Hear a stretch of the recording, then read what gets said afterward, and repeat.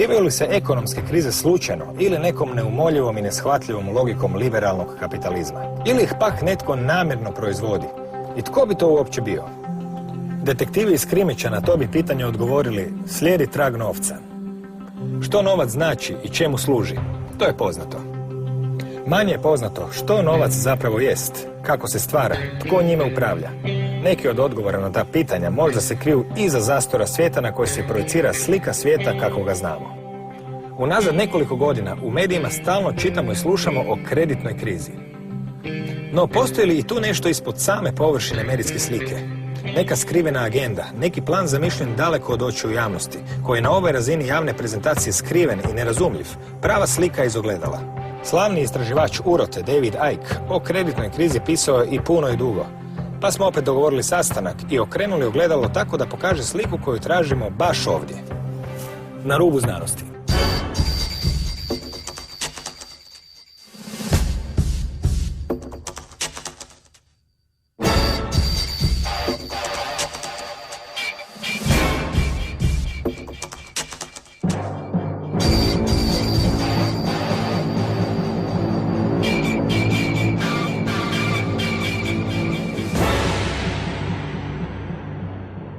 Dobar dan.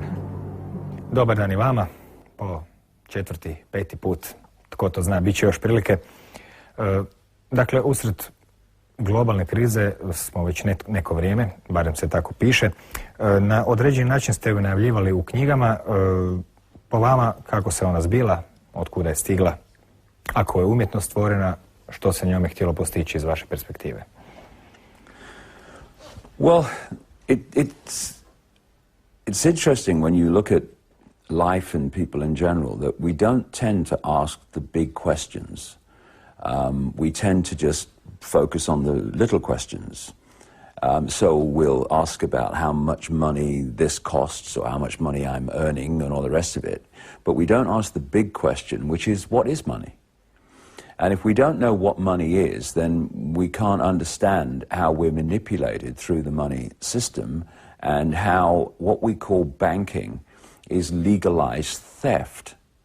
And because, of course, it doesn't mean it's lawful, if you like. It doesn't mean it's right or just. It just means it operates within the laws that those that control the banking system and at the same time control the political system have passed to allow banks to be legalized, corrupt, robbers of the people. And they do it like this. And to understand this banking crisis, we really got to understand, first of all, what money is. When you go into a bank and you ask for a loan on a house or car or whatever, what did the bank do? I mean, what was the process? Again, we don't seem to ask those questions. Oh, well, they lend us money. Well, okay. Well, where do they get it from? What has happened, because the same network of families that I've been exposing all this time have controlled, indeed created the banking system as we know it, have also controlled the politicians that pass legislation about banking laws and finance. Laws have been passed to create something called fractional reserve lending. It sounds a boring title and all the rest of it, but we really need to understand what this means. Fractional reserve lending allows banks to lend at least, and it is at least, 10 times what they actually have on deposit. It's called credit. You know, people say, there's a credit crunch. What does that mean? It means that loans of, in effect, non-existent money are not being made on the scale they were before. But I'll come to that in a second. You go into a bank and you put $1 in a bank, say.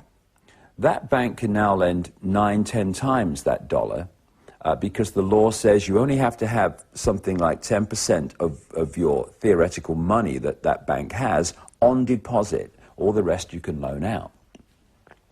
So you go into a bank and you borrow $50,000, say. Now, what the bank has done to create that is type into your account $50,000. It's not there. It's called credit. $50,000. From that moment, you start paying interest on $50,000 to that bank that has been created simply by someone at the bank typing $50,000 into your account. Staggering, but true. They've not moved precious metal anywhere. They've not moved real money into your account, but the theoretical figures on a screen money that they create out of thin air. But it gets better or worse. I then take $50,000, a check of that money, and I buy a car. The person I buy the car to takes the $20,000 and he puts it in his bank. Now his bank, Bank B, can lend 10 times on that $20,000, which at Bank A has been created out of thin air. Then he signs a check to someone else or buys something else, and then the person they buy it from, they put their money in their bank, which is Bank C. Say he bought something for $5,000. Bank C can now lend 10 times the $5,000, which has come from that bank being able to lend on the $20,000, which goes back originally to Bank A, where the money was created out of nothing. Now, when you follow this round, and some people have done the maths, one loan to one person of fresh air, out of nowhere money, credit, when it's traveled around the banks and gone from person to person, the interest the banking system as a whole gets from that original one fresh air loan is stupendous. And every time you go to the bank and you have a loan, you're starting that process again from the money that you loan. Now this, it has obviously fantastic implications for control of society, but it goes further. What is the difference between an economic boom and an economic depression? It's the amount of money and the perceived value of that money in circulation at the time. So this is what the banking system has done over and over and over again, and we're seeing it now in a very extreme way. Stage one, you want to stimulate a boom. So what do? You make lots of loans, because that's how money comes into circulation. People say, how does money come into circulation? It's governments in it. No, it's banks, private banks making loans. The more credit they give out, the more money they put into circulation, the more they have what now is a credit crunch. What they're doing is taking money out of circulation. So in stage one, they make lots of loans to people, and the criteria for getting a loan comes down and down and down, so more and more people get them. This puts lots of units of exchange in circulation, and therefore the ability for people to buy things.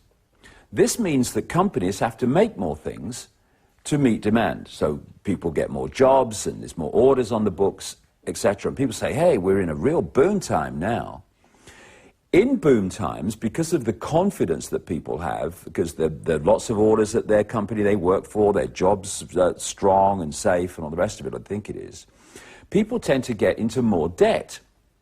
So they borrow money for a bigger house, they have a bigger car, they might have 2 holidays instead of 1 or whatever, and they're doing it overwhelmingly on borrowed money, this fresh air money.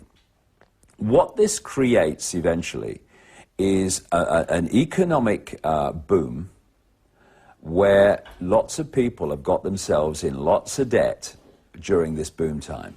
Then, at the optimum time, to bring about the outcome that they want, the banking system, which basically works as one unit because it's coordinated, you see individual banks, but the system itself works as one unit through these banks. What they then do is they create a situation that justifies them taking money out of circulation. So what they do is they raise the criteria massively, that's what's happened now, of what you need to do to get a loan. So what they're doing is they're taking money out of circulation.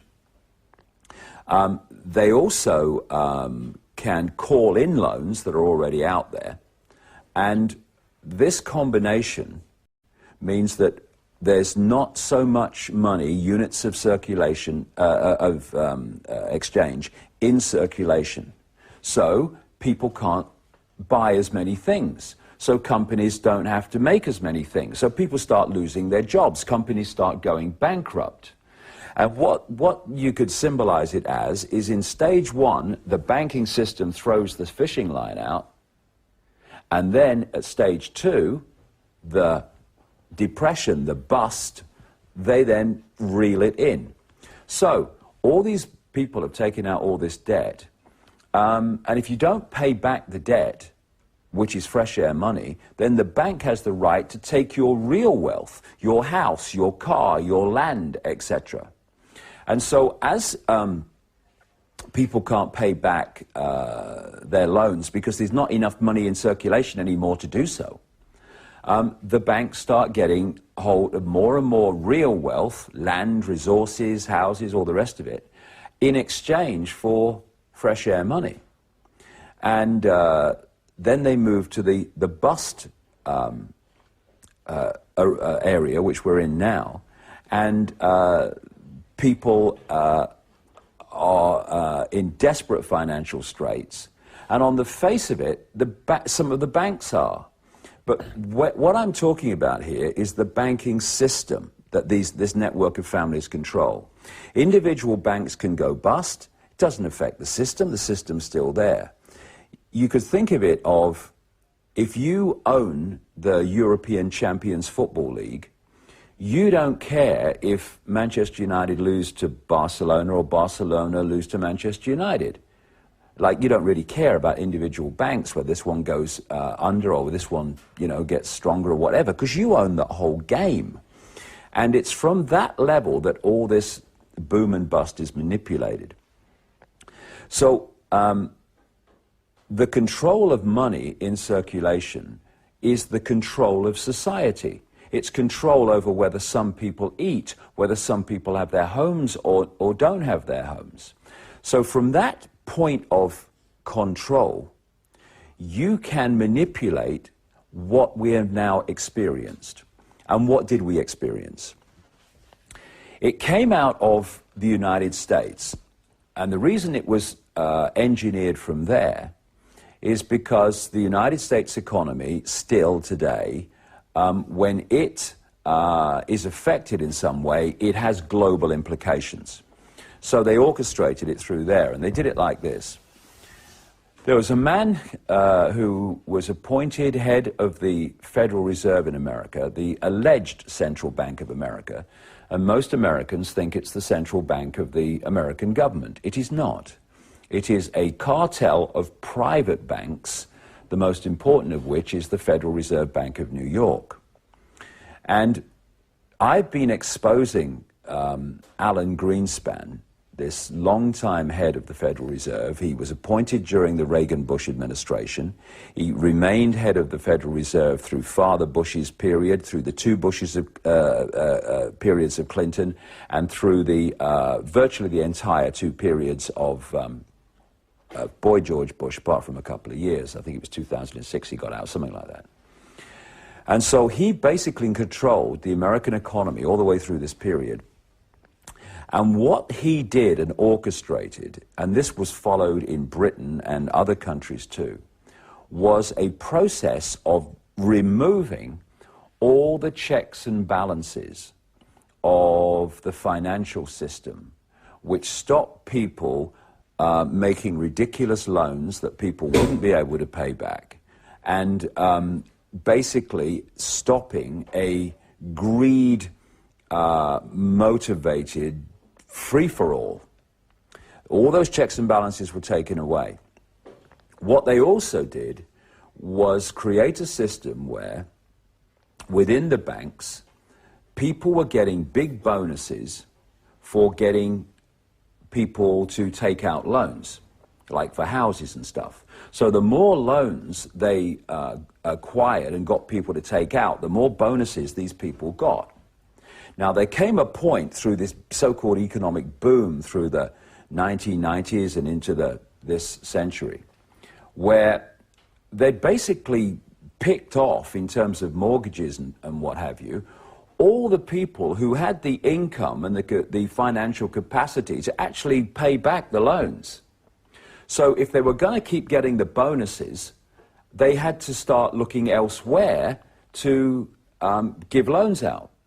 And the only place they could go was into the realm of people who actually did not have the financial stability and income to pay back the loan. But it didn't matter to them chasing the bonuses, because as soon as they signed the loan, they got a bonus. They'd sold another loan. And this, of course, was a disaster waiting to happen. And so what happened was eventually, staggeringly, of course, obviously, vast numbers of people started to not pay their mortgage, not pay their loans. They couldn't afford it. They never could afford it from the start. And the banks started to get in trouble in terms of cash flow and all the rest of it. And we had this crisis, which manifested towards the end of the Bush administration last year. What then happened is they got the people who represent the banks that caused the problem to come into government and decide how government was going to react to the problem. So it was like having a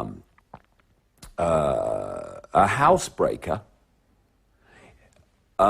invited to the police force to decide how they were going to react to this problem caused by housebreakers. I mean, it was ridiculous. And during the Bush administration, towards the end, they had a man called Henry, also known as Hank Paulson. This man was head of Goldman Sachs until 2006. And Goldman Sachs, under his stewardship, was a major player in creating this collapse.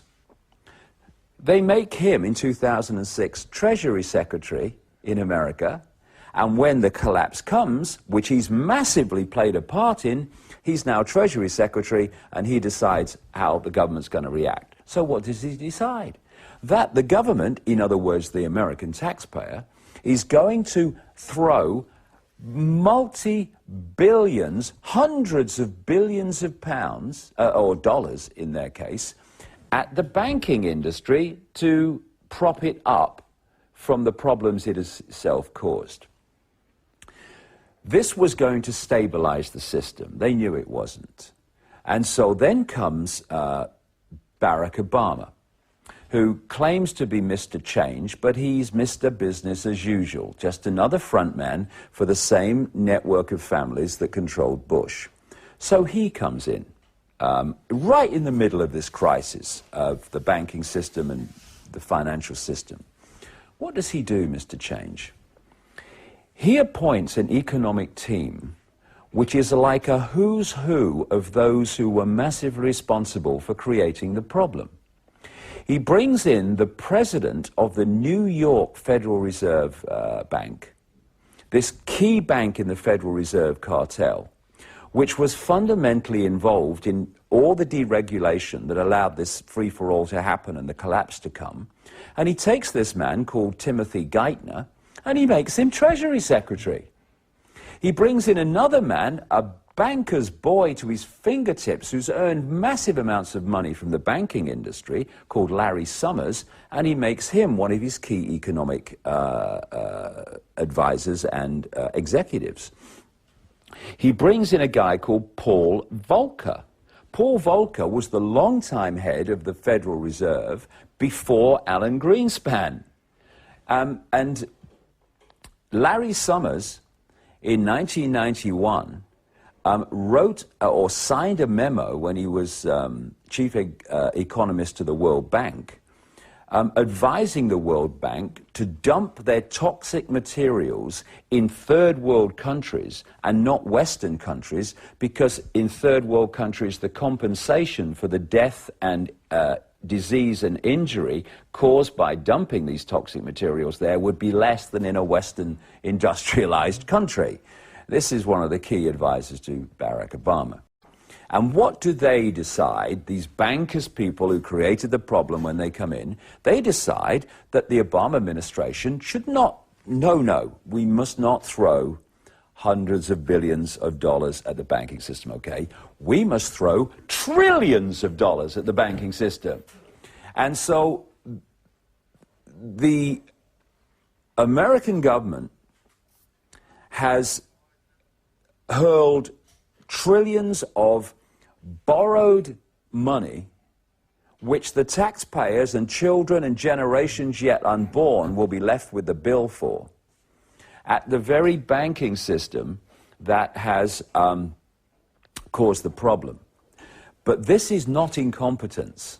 You see, incompetence and bureaucratic incompetence is one of the great cover stories for a cold, calculated plan. I've talked to you before about the structure that this network of families wants to create to install this global centralized dictatorship. And it is this, a world government that dictates to every country.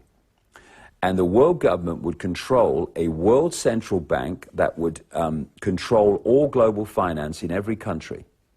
A world army which would impose the will of the world government, a world currency to replace all cash currencies with one world electronic currency, no cash, and a microchip population connected to a global computer system and the global positioning satellite system, and then under that, the unions, the European Union, American Union, all the rest of it I've talked about. Now, key in that structure, in what we're talking about today, is the World Central Bank. If you do not have an enormous global economic crisis that you have to find a solution for, there is no way that you are going to be able to persuade people to completely restructure global finance around a world central bank that would, not in theory, but in absolute effect, be a financial dictatorship to every person on the planet. You're not going to persuade people to do that. What do you mean we want a world central bank dictating world finance? We don't need that. Everything's fine. Leave it. So what you do, of course, this is the technique that they use all the time, is you need a massive problem that destroys the status quo, destroys the financial status quo, and then you can then offer the solution, which is, look, this is so bad, there's no way we can sort this out. We have a global crisis because of globalization of the financial system now. No one can sort it out individually. We're going to have to find a global solution to this. And they are already talking about the British Prime Minister Gordon Brown, who was Chancellor of the Exchequer through the Blair Premiership from 97 over 10 years, who mirrored in Britain what Greenspan was doing in America, destroying all regulation to allow the free-for-all to happen. He's now Prime Minister. And he is talking about the need for a new global architecture of financial governance. And there's newspaper and magazine articles being placed. Well, maybe what we need is a world central bank. It's already being talked about. So the idea is to create this, and has been, to create this crisis, and then to make it so bad that people accept the globalized solution to it, in effect solution, alleged solution, and so global finance changes and control of it changes in ways that it never would without the crisis.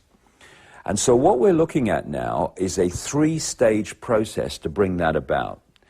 One has happened, one is happening, the other one is waiting in the wings to happen.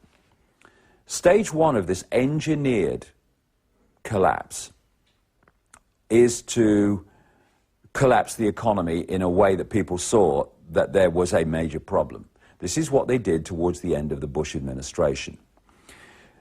Stage two was to bring in the people who were responsible for engineering the crisis to offer the solutions to the crisis, and those solutions have been, of course, to hurl unbelievable amounts of borrowed money at the problem. at the banks who've caused the problem, etc. The idea of stage 2 is to empty the gun, if you like, to empty the gun barrels in terms of ability to react to the problem of the governments. You get them to throw so much borrowed money that there comes a point there's no way they can continue to do that. You also make sure, and we're now seeing this blatantly in America, that all that money thrown at the problem has no effect. And we're now seeing in congressional Senate hearings on Capitol Hill where these financial administrators from the Federal Reserve and other government financial agencies are being asked, where has all this money gone? Where has all this vast amount of money gone that's been thrown at the banks? Who's got it? What have they done with it? Where is it? And they're like, well, we haven't done the audit yet. No, you don't know, do you? Well, I can't tell you at this moment, no. It's gone into a black hole because it's not meant to have an effect.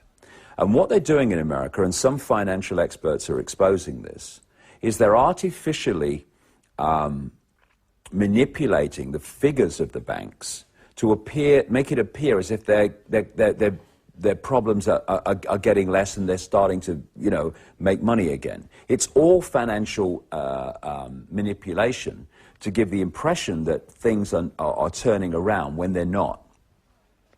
This is stage 3 now. And I can't say when this will be. I can say when it will be, but I can't say when it will be in time. But when it will be when they decide that the barrels of the governments in terms of reacting to this crisis are empty and there's no more money or anything else they can do to react, and then they're going to crash the world economy on a major scale. And how bad will it be? It will be as bad as is necessary to get the world to accept a totally restructured global financial system based on a world central bank, which will be a dictatorship to everybody on the planet in terms of finance and financial potential and opportunity, etc. Now, what they want at the world government, world central bank level is just a mirror of what's happening in the European Union. See, in the European Union, they have the bureaucracy dictating from the center, which is what they'd want the world government to be at a world level. But they also have the European Central Bank, which is the dictator of finance within the European Union.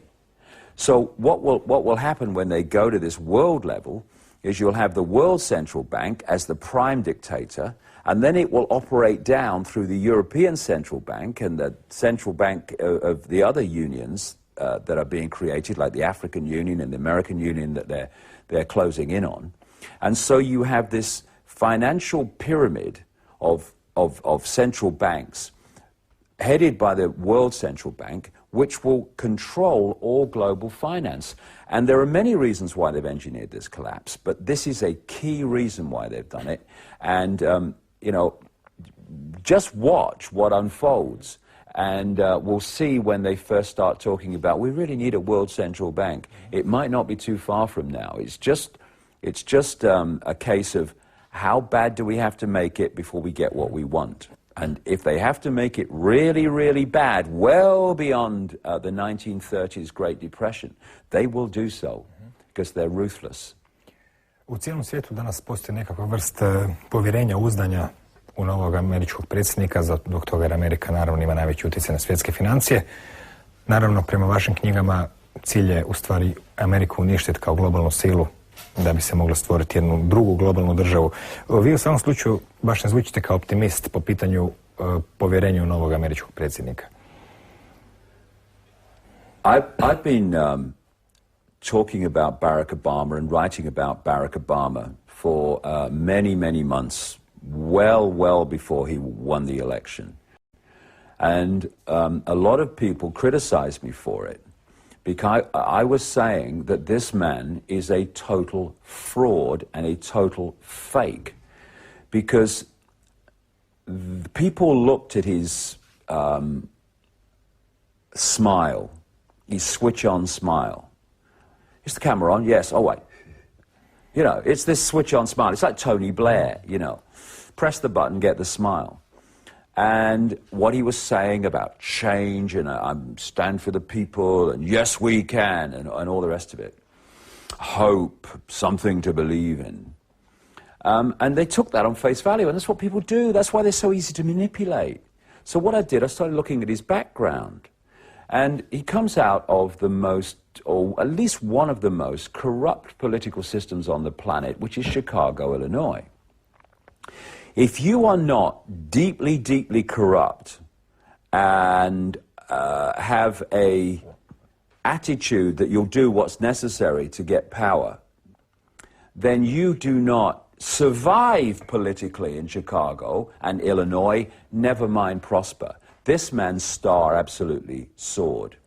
So you look at his background and his funding and his associates, and they are like a who's who of Chicago villains, including a man called Tony Rezko, who's one of his major fundraisers of for his political career, who is now in jail for fraud. And again, around him are a series of people who you wouldn't trust to tell you the time in a room full of clocks. That again come out of Chicago. There's a man called Rahm Emanuel. This man, you know when Rahm Emanuel's lying because his lips are moving. And he's now White House Chief of Staff, controlling the Obama administration from the White House. And another man who's a close associate and works as one unit with Rahm Emanuel is a man called David Axelrod, another figure out of the deeply corrupt Illinois Chicago system, who was the man that orchestrated Obama's entire election campaign. He is now senior White House advisor to Obama, and he's the man who oversees the writing of everything that he says. And I mean writing, because in America now, because Obama's gone back on so many fundamental things he said he would not do, and gone back on things he said he would do, that in America, very quickly now, a lot of people who supported him are going, hold on a second, what did we let ourselves in for here? And one of the things that they're seeing, which is a blatant confirmation that he's just a front man, just a salesman. I call him a used car salesman. He's not there to decide policy, he's there to sell it. And when you watch him speak, in any situation virtually, you will not see him look straight ahead. Just let people watching this program watch Obama when he's making a speech, even a short announcement often, and you'll see him look right, speaking, then he'll look left while he speaks, and then he'll look right again while he's speaking, and then left. What he's doing is looking at two teleprompter boards which have the words going down of his speech, which he's reading. He is so welded to these teleprompters and the words that have been written for him, overseen by this guy David Axelrod, that on St. Patrick's Day in 2009, Obama attended a St. Patrick's Day reception, which the White House had invited people, including the Irish Prime Minister. And Obama stood up to make his welcome speech and thanked himself for inviting everybody, because the Irish Prime Minister's speech was still on the teleprompter and not his own. So he started reading someone else's speech. And he's known in America now more and more as the teleprompter president. And so right down to even what he says in public is written for him. He is just there to sell the policies created in the shadows by the same network of people, of which Emanuel and Axelrod are public faces, of the force that controlled the Bush administration. So I've talked to you before about this technique, problem, reaction, solution. which is what we're talking about with the credit situation, create the problem, get the reaction, do something, fear, and then offer the solutions to the problems you've created. What they've done now with the last two presidents is have a presidential version of problem, reaction, solution. Bush was brought in to front up the creation of the problems, overseas wars and extending the American military, and towards the end, this financial crash. And then in comes Mr. Smile, Mr. Fake, to offer the solutions to the problems that were created through the Bush administration. And these solutions are advancing the agenda of that network that controls Obama as much as it controlled Bush. And this is why all the things that Obama said during his election campaign about civil rights, about not holding people without charge or trial, about what he would do financially, and a great swathe of things. He's gone back on all of them because what he said he would do was just to get the votes to get elected, and now he's just following the agenda of the people who put him there. He is no more Mr. Change than George Bush was. But what they did with Obama, and of course this guy Axel Rod orchestrated it, was to have the most blatant mass mind manipulation campaign that you could ever see. I studied mind control and mind control techniques in great detail over a period of some 5 years towards the end of the 90s and into the 2001. And I'm watching this Obama campaign unfold against Hillary Clinton and then against John McCain. And all these techniques are being used. And what they did with Obama was this, and this is used in many countries, and it's good to be wise to it. He kept repeating mantra phrases of change. And of course, behind him, whenever he spoke, there was these people holding, you know, these bits of paper and placards, change, change, Obama, change, all going in the subconscious, all mind manipulation. He talked about change, he talked about hope, he talked about something to believe in, and he talked about, yes, we can, yes, we can. At no point did he ever specify what any of that meant. So instead of people saying, well, hold on a second, this all sounds very nice, but what do you mean, Mr. Obama? What do you mean by this? What kind of change? What kind of something to believe in? He was never pressed on any of this. It was just the mantra. And what this created, by design, it created a situation where Obama became a blank screen on which vast numbers of people projected their version of what change, something to believe in, and hope, etc. meant. So, in effect, they manipulated the mass consciousness, or lack of it, to make Obama all things to all people. Because they got him to, if you thought change that you want meant this, you projected that onto him. Yes, he stands for the change that I want. So then he came into office, and of course all that's gone out the window. And he's now introducing, and this is the other thing, because of the smile and the I'm the good guy. By the way, what you need to know, and all you need to know, is I'm not George Bush, okay? Because George Bush's popularity was so low. But because of the public perception of George Bush, Obama is being able to get things through that Bush would never have been able to do. Davide, hvala, kao i obično, baš smo se napričali, barem vi. U svakom slučaju vaše teme odrađujemo u ratama, kao što se to radi s kreditima. Nadamo se da neće na kraju sve doći na naplatu odjednom, pa da onda ostanemo recimo bez ovog studija ili nešto još gore. Ali bit ćemo optimisti, to je naša glavnica. Hvala vam, hvala i vama i doviđenja.